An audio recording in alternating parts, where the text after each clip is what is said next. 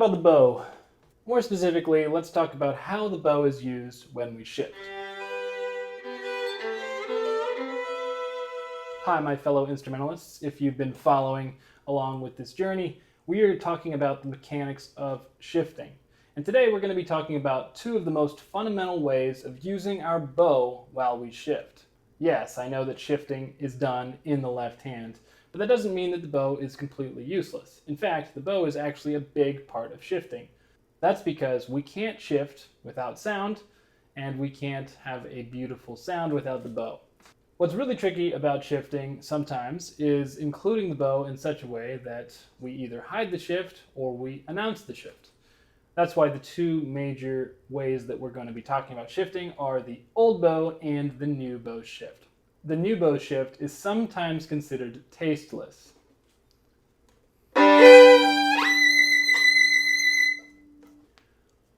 That's because it often results in a very discernible slide.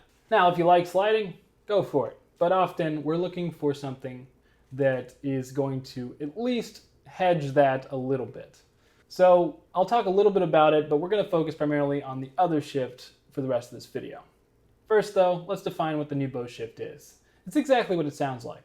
It's the new bow shift. In other words, you're going to be shifting when you change bow. So if you're shifting from one note to another, in this case we're going to take B natural to D natural on the A string.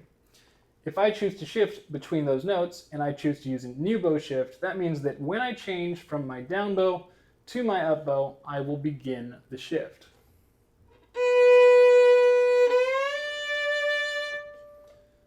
As a result, the shift is often very audible and sometimes beautiful.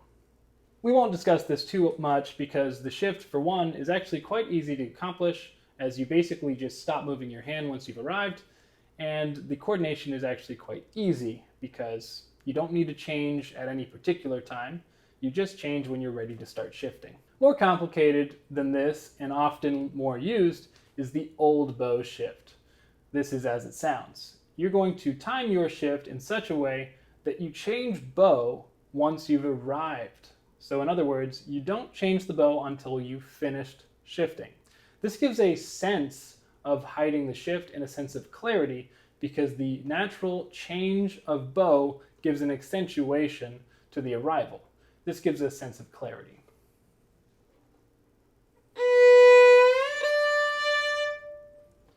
So by no means was I trying to hide the shift, but the simple fact of me changing upon arrival gives a sense of arrival.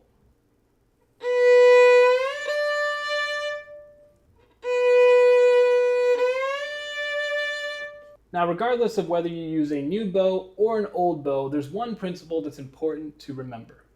When you shift, your bow does not stop. In fact, I encourage you to think about using your bow while you shift. And the way I would moderate that is by thinking about using roughly the amount of bow that matches the distance that you're shifting. So in that example that we used, we're shifting from first position B natural on the A string to the third position D natural on the A string. That's a distance of about this much. We're going to, in turn, use about that much bow during the shift. For a new bow,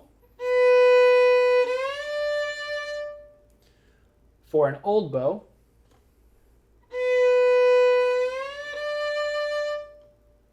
notice the amount of bow used.